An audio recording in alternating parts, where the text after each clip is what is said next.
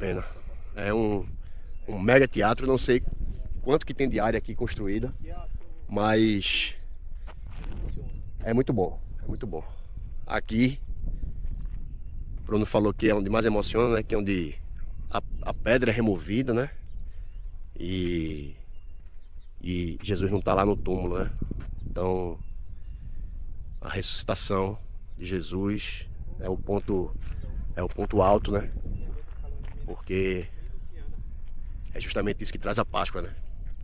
A morte e a ressurreição do Cordeiro Santo que havia sido prometido por Deus. É isso.